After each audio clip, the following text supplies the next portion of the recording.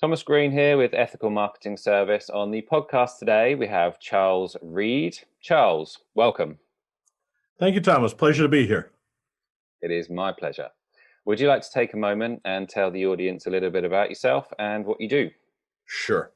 I'm a Midwestern boy, grew up in Iowa. After high school, I joined the United States Marine Corps. 4 years of service, including 2 years overseas, a stint in Vietnam as a combat Marine. Came back, met my wife, married her. She had 5 kids when I married her. I claim insanity. Realized that veterans' experience was not valued well at that time, still isn't.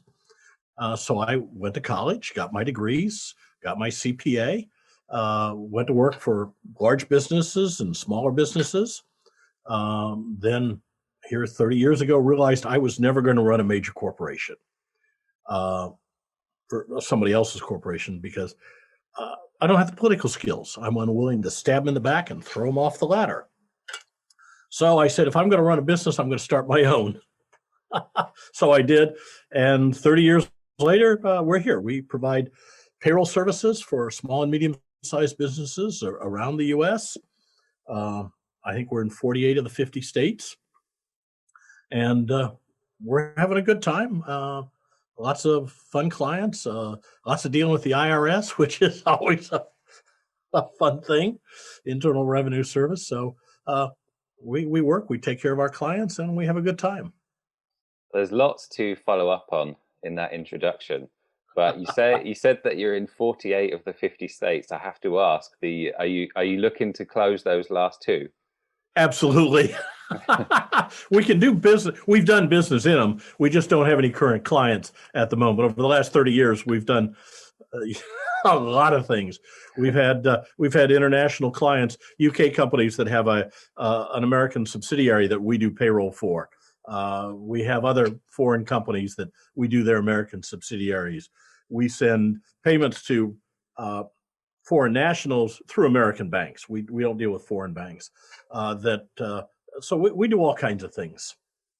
Well, in the preparation for our conversation, I noticed that the Fox Business interview, which was very cool. So from active duty to working 9 to 5, one U.S. Marine turned CEO made the successful transition from the battlefield to the boardroom, starting his own payroll company decades ago and making sure veterans round out his staff. Joining us right now is Get Payroll President and CEO Charles Reed. And I wanted to ask, how did that come about and how did you feel about it beforehand?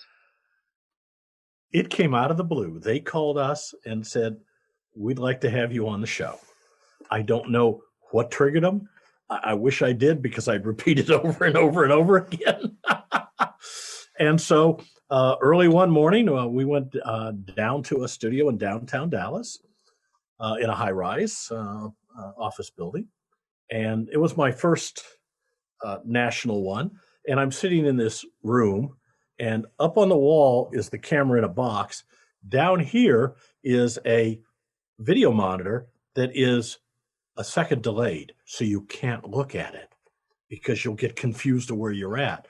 So I'm sitting in this darkened room, staring at this box up on the wall, trying to listen in my ear and answer questions from Maria, who in the middle of it got a coughing fit, and her associates had to take over. But for a first national one, it was interesting. It was fun. I'm glad I did it. I'm looking forward to more of them. It was great. And the whole idea, of course, was promoting veterans and hiring veterans. Being a veteran, I'm a great believer in it. I hire veterans when I can, because I think that the discipline and the sense of mission that you get being in the military translates very, very well to business and accomplishing business goals and business missions. So I'm a great believer that experience and that discipline is good. Yeah, well, that's actually one of the things that I did want to touch on is the military experience. But I was going to ask, did you get nervous before the interview? But I'm kind of half hoping that you're going to say Marines don't get nervous for interviews. Oh, I got a few butterflies, but again, after people have been shooting at you, nothing else is quite as devastating as that first round that goes by your ear and you go, what am I doing here?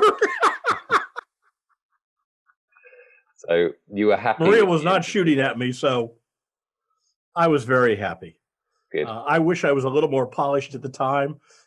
Now, having done a number of podcasts and interviews since, I'm a little more at ease and a little more polished about things. But overall, I'm happy to have done it, and very grateful to Maria for having me on. So did you get any business offers as a result of the interview? And have people mentioned it in the way that I have today? Yes, people have mentioned it. They've seen it. It's now a ways past, so it's not as much on the minds of people, but we have it on our website, of course. So, yeah, people have mentioned it and asked about it, and much like you. And I'm always glad. Really, she's a nice person, and it's a good interview, and it's a nice system. So, I enjoyed myself. Good. Well, you mentioned the military principles. It's a topic of interest for me. So, and you did mention some of the discipline that goes along with it. But what would you say are the main benefits through having a military career and then taking it over to business? Well, in the military, particularly in the Marine Corps, we're taught mission, men, you. You accomplish the mission regardless. The next consideration is your men. And then you come a distant third. Much of American business, the boss puts themselves first, above their men, above the company, above their employees or their men, above the company, above their clients. And that's a mistake in my point of view. Your clients bring you money, they pay you. I mean, why would you not consider them highly? But without your employees, you can't do it all. There's no way I could do everything. I would be totally lost. My staff doesn't let me do payrolls anymore. We've moved on to newer systems, and they refuse to let me do payrolls because they know I don't know what I'm doing anymore on that particular software. Now, payroll and payroll law, I'm an expert, but how that software operates, I've got operations people that handle that for me, and I love them, and I treat them well, and they're long-term employees. We have a very, very good staff. Um, I think the shortest person anybody in operations has been with me is like 6 or 7 years. My right-hand person has been with me over 20. I have a CPA that works with me. She's been with me. Well, when she first came, her youngest was still in a carrier, her youngest baby, her oldest baby. He's now got babies of his own. So that's how long she's worked with me. So we like long-term employees. Uh, and they obviously, it comes from the top down, and whatever it takes to make the client happy, we do. And I support my people in that. They go out of their way, whatever it takes. Now there's clients we fire occasionally that want more than they're willing to pay for, but that's a rare thing. But as long as they're a client, we take care of them. But I've got to have my people to do that. And that's a military training to you can have it in civilian life, but the military really, really schools you in that is you've got to accomplish the mission at whatever cost. And I think that translates very well to business personally. Is it correct that the military or the Marines, they practice servant leadership? And the example that I heard was like the highest ranking member gets on a helicopter last, and when you get to the destination, they get off the helicopter first. Is that? In many cases, that's true. I think one of my experiences is that brought it home. We were at guerrilla warfare school in northern Okinawa. It's a 2-week school that we went to guerrilla warfare. And we had a young lieutenant that was the company commander. And we'd been out in the field, and they finally brought out hot chow. Brought out, the trucks, and they had hot chow for us. We hadn't eaten hot chow and hot food in several weeks, several days. And we all got in line to get fed, and he was the last one in line. He made sure all of us got fed before he ate. That's how it works. You take care of your men. You're third. You're not first or second. You're third. The mission, the men, and then you. And that's leadership. So what would you say your mission is at the moment with Get Payroll? We provide our clients with a shield. We take care of the payroll and we shield them from the Internal Revenue Service and the various state regulatory bodies and everything else. We're compliance experts. I'm a CPA, an MBA. I've spent the last 3 years on the IRS Advisory Council. I'm a U.S. tax court practitioner, which allows me to represent clients in U.S. tax court without being an attorney. There's a couple hundred of us in the country. It's a weird designation, but it's one I went after to better take care of my clients. And so we're like auto insurance or home insurance. You may never need that particular skill set, but when the IRS screws up or the state screws up, we fix it. We're experts at this. This is what my expertise is and what I've trained my staff on. We solve those problems. We fix them. Hopefully you won't need that, but it's there at no additional cost. So why not? I mean, if you could buy car A and then you have to go buy insurance, or you buy car B for the same price and includes the insurance, which would you buy? Okay. Pretty simple choice, yeah. Really, it is. I'm interested to know how you got from being a Marine and going into your current profession. So can you tell me the story behind that? Sure. After the Corps, I went in service. I went to school. And one day, I'm a senior, and I'm walking down the hall. It's a spring day, sunny day. And the concept of depreciation, which is revenue matching expenses and so on, I'm thinking about it, and it finally clicked in my brain. Instead of just understanding it on paper, I understood it, really understood it. And that's when I decided to become an accountant, because that really, everything started to gel. And so I've enjoyed that. And I spent many years doing accounting for other companies and doing turnarounds and other things.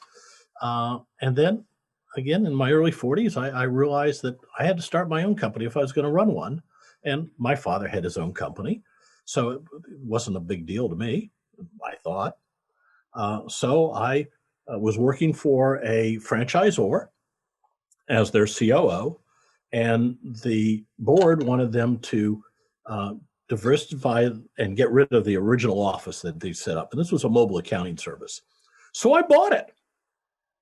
And bam, there I was. A year later, the franchisor went belly up.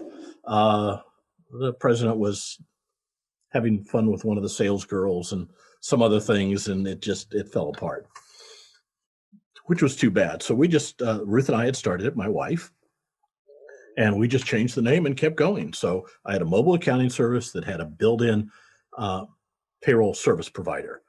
Over the years, we grew that. Here about 10 years ago, I sold the accounting off to my partner, who I'd taken on during the years, and I kept the payroll because I've enjoyed it. And that's the short story. So initially, you just had a natural interest or an inclination for accounting. Right. I'm an analytical person. I always have been. I started doing security analysis at 12. Numbers and accounting, numbers and analytical things have always been just something I've enjoyed. And I read a lot. I've always read a lot. I've been a voracious reader since I was in first grade or before. My parents encouraged that. So all that combines to I'm an accountant with an intimate knowledge of tax law, particularly employment tax law and how it relates and how to deal with it. And it's fun to me. I enjoy coming in. I enjoy dealing with the Internal Revenue Service. I enjoy jousting with them. It's fun. I normally win. I have a few losses over the years. Haven't lost in tax court yet because I don't take everything to tax court. But we take a power of attorney for all of our clients, which allows me to be their advocate. And so rather than send my client to the IRS, I go to the IRS directly. And they know they're dealing with a professional. They know they're dealing with somebody who's educated, knowledgeable, experienced, and they don't give me the grief that they give clients sometimes and taxpayers, because I won't put up with it. We had a case. It was a penalty. It was $95,000 is what it had gotten up to, and it was wrong. It was a mistake, and it took 9 years for me. And I finally went to the deputy chief of appeals in D.C. and I called Kathy and said, Kathy, so and so won't call me back. I've been trying for a year. It was the next step in the appeals process. And she said, okay, Charles, I'll have him call you. He called me that afternoon. We discussed it, and 3 months later, my client got a $400 refund instead of a $95 penalty, $95,000 penalty. Wow. Sometimes it's who you know and how you do it. So it's just fun. I enjoy this stuff. On the one hand, that's a great story. And on the other hand, it makes me think about all the people that have to pay that massive fine for no reason. The IRS in fiscal year 2018, issued $13 billion in employment tax penalties. Over half of them got abated. The IRS makes millions of mistakes every year. They've got 100,000 people. They're understaffed. They're overworked. They don't have the training dollars. They don't have the training time. They're dealing with technology, in some cases that dates back to the 1960s. Okay. They are woefully behind on technology and training and people. 40% of the IRS employees are eligible for retirement in the next 2 years. They've got problems. Chuck Reddick, who I know is the new commissioner, he's working on them, but you're talking, it's kind of like the Suez Canal. You get this great big ship and it gets stuck. It's almost impossible to change what it's doing and move it and get it back on course. And Chuck's having a real tough time trying to get this thing in. He's working at it very hard. When I was on the council, I had lunch with him several times. So it's fascinating to be around it and to see it and to work with it. But it's a behemoth that has some real internal problems, budget being one of them, budget being two of them, budget being three of them. But that's one of the stories I tell.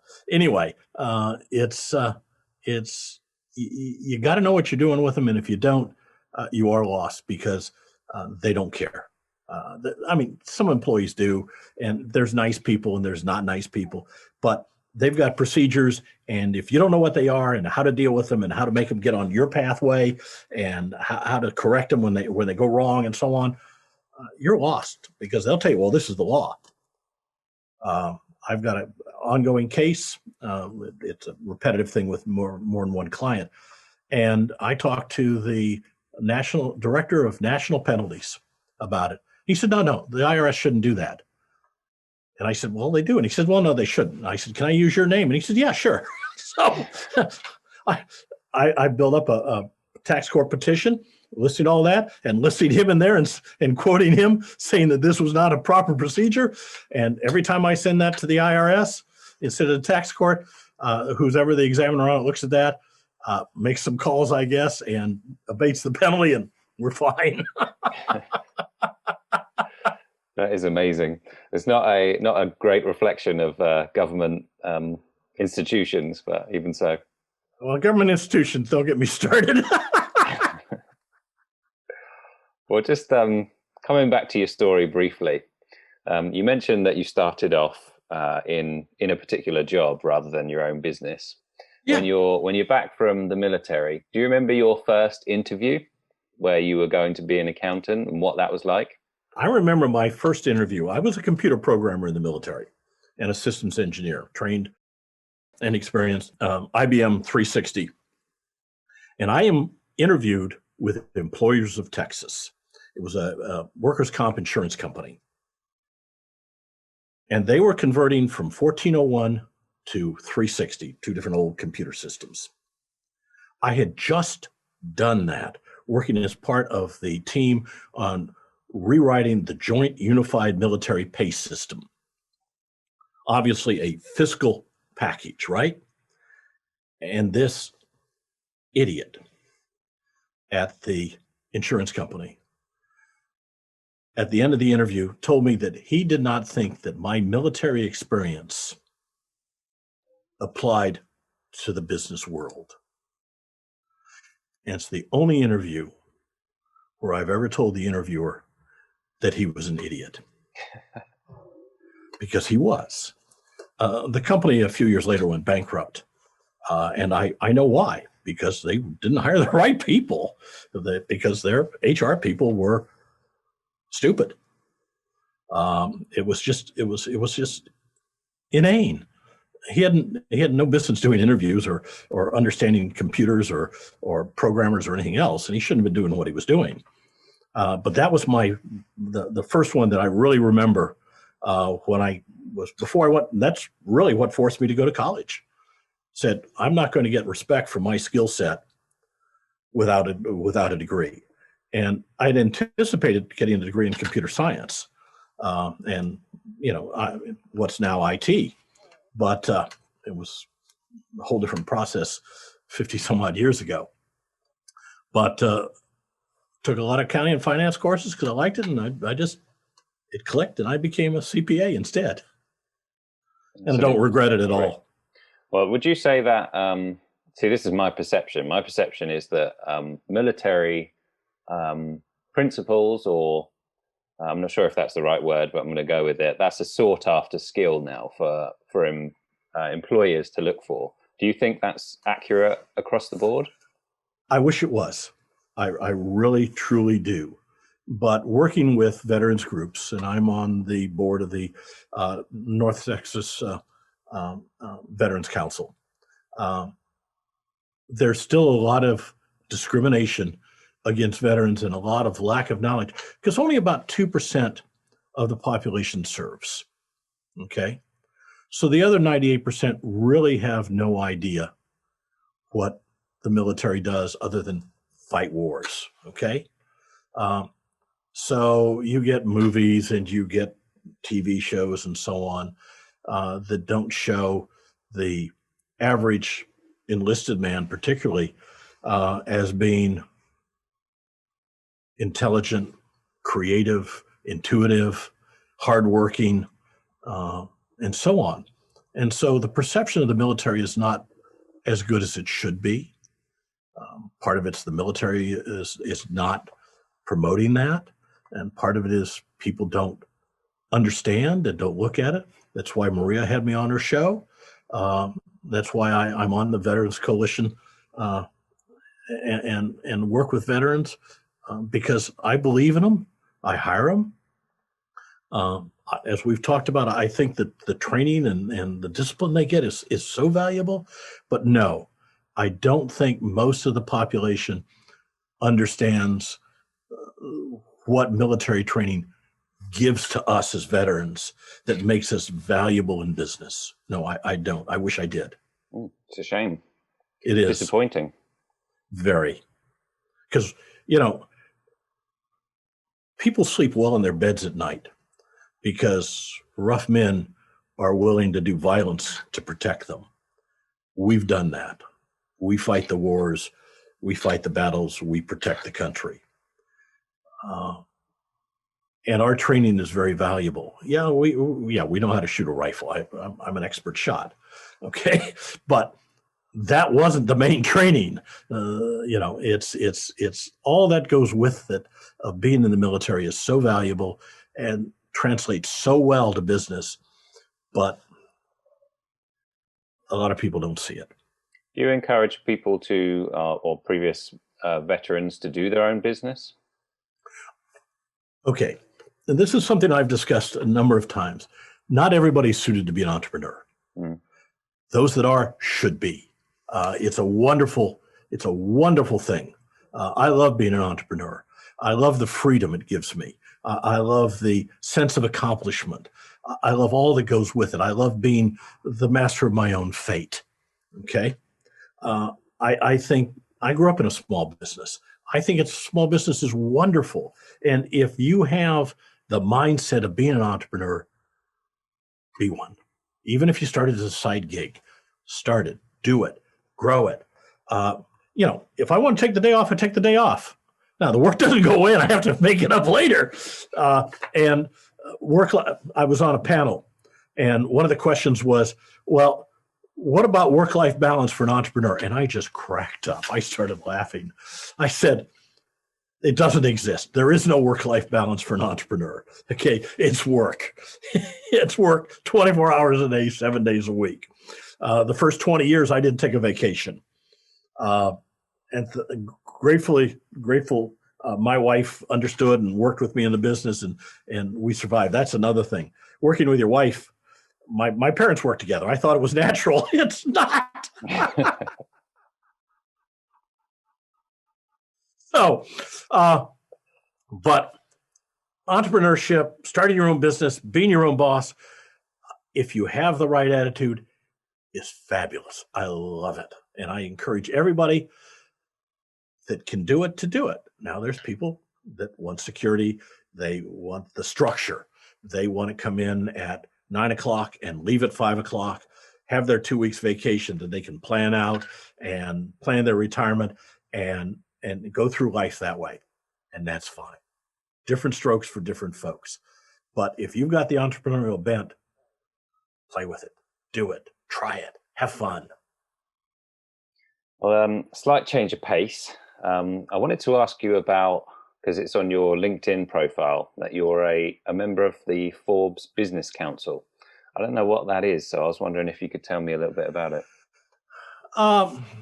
I've played with that a little bit. It's a group of individuals. It's put up by Forbes magazine and their operation that puts business people with business people. And so we have meetings once a week and discuss things. And I write articles that are spread out throughout the group. It's an interesting business group. But in this day of COVID, you're not meeting face to face anymore. So it's all virtual. And virtual is fine, but it doesn't build the relationships that face-to-face builds. So we'll see what happens. I've only joined it this last year with COVID, so we'll see what happens over the next few years as we get back to meeting in person. Has your business changed much as a result of COVID? Yes and no. When we were shut down, obviously our people worked from home. We set up all the systems to do that, and that's changed us permanently in some ways. Some of my people work from home 1 or 2 days a week now, and we can do that because we were forced to get set up for it. So everybody has the phones that it rings at their desk, and then it'll ring on their cell phone or their house phone. They're all interconnected. Everybody has connections to the server from the house. All these kinds of things. So that has changed how we work in the fact that, we're not always here. We don't have to be. We can contact our clients and keep up with them remotely, which is good. But as far as doing business, we'd gotten away from cold calling years ago because it doesn't work very well for marketing purposes. And we started marketing on the net 15 years ago on the internet. So our marketing hasn't changed much. The book came out, which my newest book, which is great, the payroll book. Here, for your viewers, the payroll book, a guide for small business and startups, U.S. payroll. And so COVID affected us in some ways, but in other ways, and I was very worried last March that it was going to destroy my business, the shutdown. We lost a couple of clients, and a lot of them cut back. Restaurants particularly cut back massively, but they all stayed in business doing takeout and delivery and so on. And they're now starting to pick back up, particularly in Texas, where we're located, because they've dropped a lot of the mandates and isolation policies that probably didn't work anyway. So. Well, you segued nicely into the next question, which was about your book. How was the process of writing the book? Difficult. I'd come up with the idea because there was nothing in the industry uh, the, that was comparable. The only real guide to payroll was put out by the American Payroll Association, the Payroll Source, and it's $600. Well, small business can't afford a $600 book. Okay. Uh, so I said, let's write a guide for small business. This is not designed for the Fortune 500 or the Fortune 5000. This is designed for small business and startups to tell them what they need to do. It comes in 3 segments, and the middle segment being actually how you do payroll, how you calculate it, and how you put the taxes in, and how you come up with net pay. But it goes through things like what entity you want to use, what are the laws, what is an employee, what's an independent contractor, what taxes do you have to pay, what are tax penalties, and how to avoid them and how to abate them. And then in the third section, things like what's a PEO, internal controls, handbooks, which are critical, uh, record keeping, laws that you're subject to based on employee size.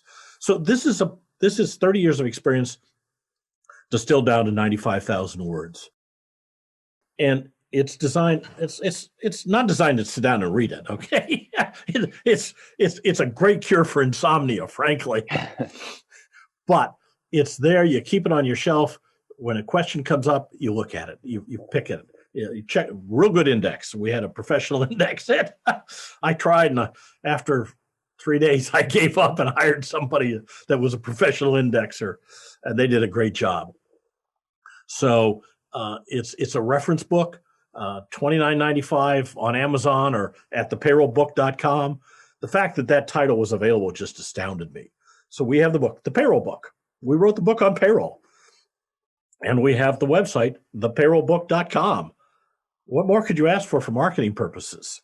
Exactly. So it really is a guide for small business and startups on payroll and payroll associated matters. Did it take long to write it? 2 years. It was, if you've never written a book, it sounds like I just sit down and write a book, right? And then you have to edit it and re-edit it and re-edit it and have other people look at it. And it was, Wiley is the publisher. They're one of the major publishing houses in the U.S. They picked it up, and we were very grateful for that. And they've promoted it. And so it's been a very interesting experience. How to write a book and writing a book. Yeah, there's a lot of people looking for that information for sure. Is there much that's changed for you based on having the book? So an example of that is, you can say we literally wrote the book. Or exactly. And we do that all the time. We've sent it out to professors, incubators, startups, and so on. It's helping build market awareness of us. It's the book. We do interviews on it. We do podcasts on it. We promote it on a regular basis. We've got books we send out constantly. So it's a great marketing tool. My name's on the book. Obviously, I'm the author.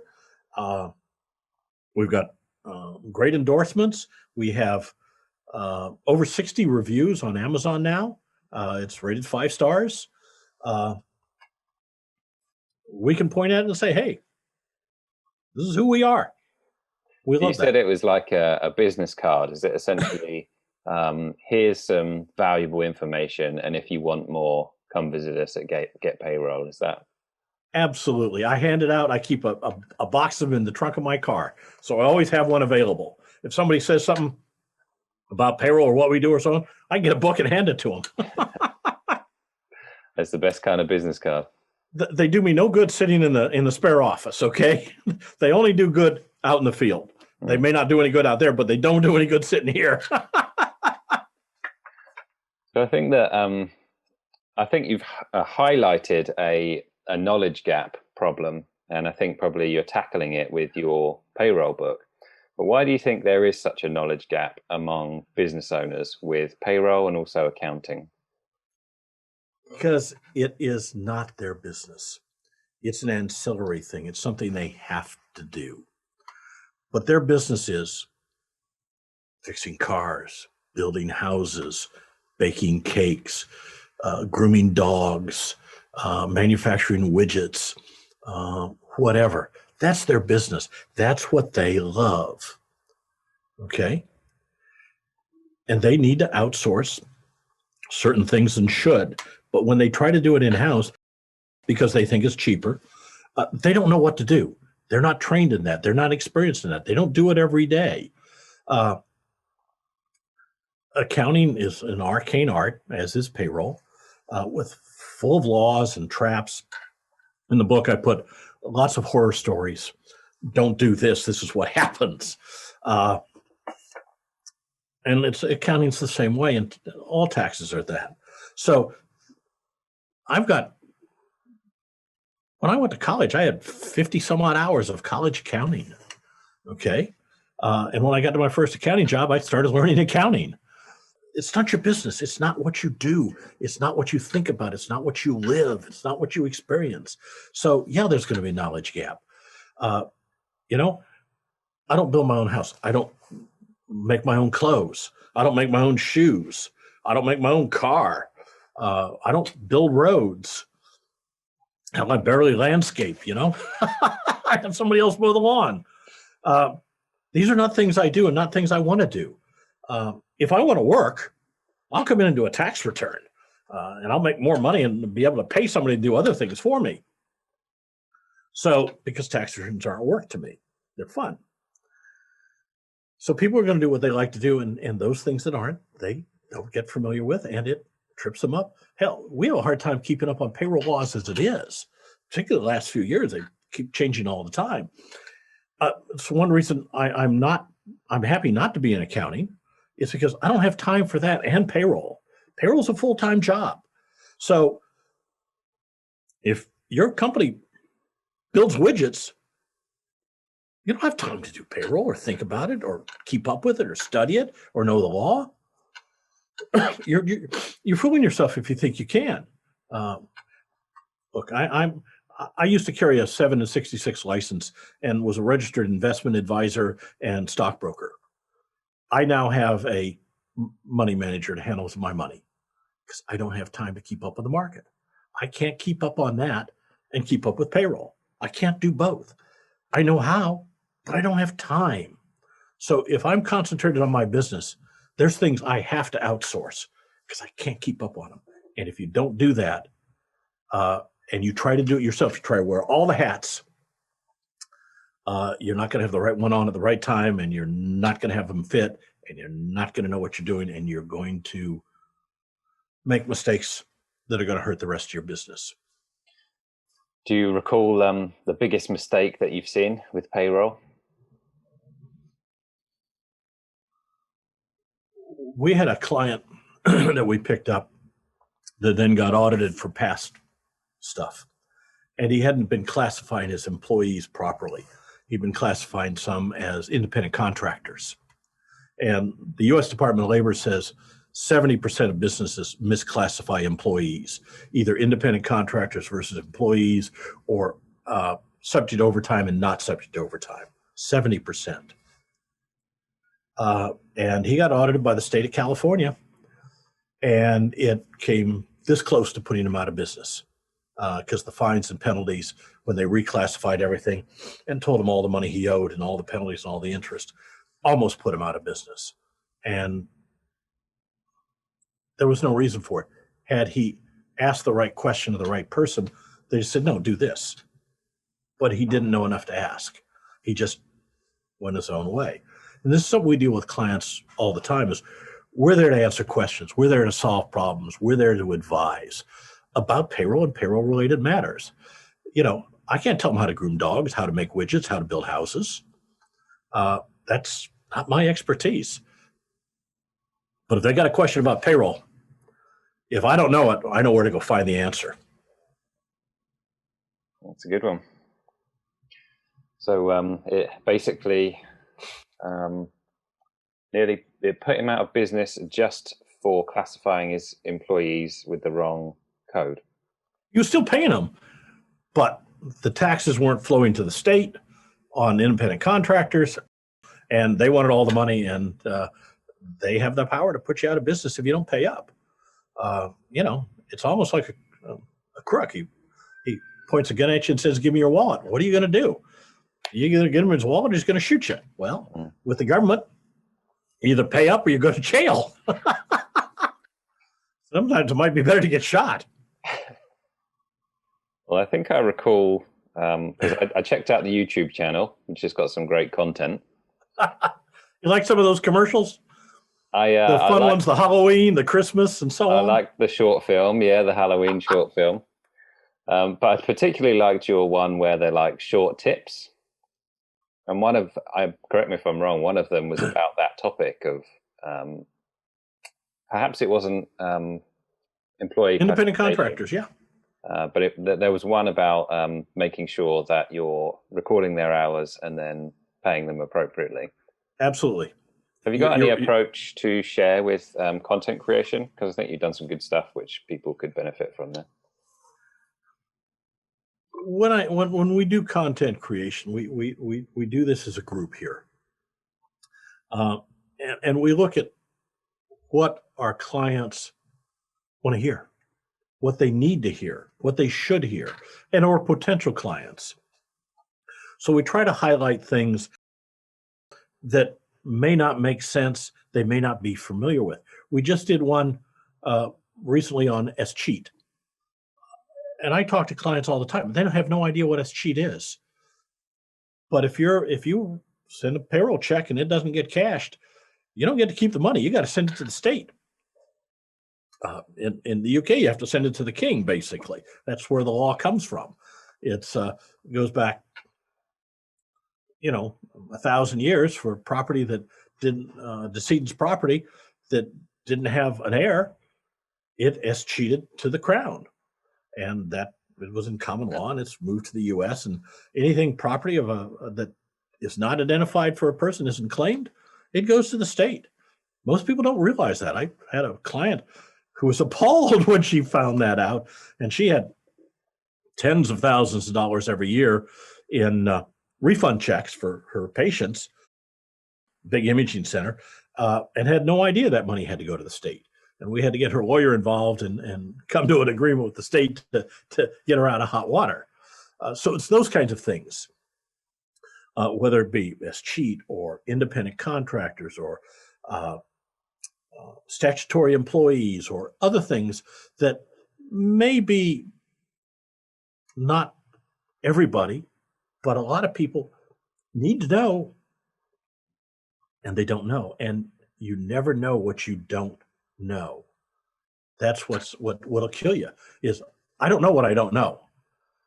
Now, in payroll, I'm pretty knowledgeable. I learn things periodically, believe me, and things change. So I try to give them a short information with a little overview.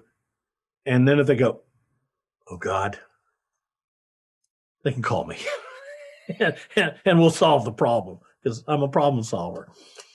It's not designed to educate them on all the ins and outs of exactly what has to be done in their state, in their particular instance. But think about this. And if you have this in your business, we need to talk. We've gone over some knowledge gaps. Are there any misconceptions around what you do that you get frequently? I'll tell you the one that just tickles me pink. Well, you can't do it for that price. I go, yeah, we can. We do it every day for that price. Oh, no, you do all this stuff. You can't possibly do it that cheap. It can't be that inexpensive. Yeah, it is, because we've got the people and the software and the experience and the systems in place, and we can do payroll in 2 minutes that will take you 2 hours. So yeah, we can do it for this price. And I get that constantly, and it's just it's hilarious every time. Oh, you can't do it that cheap.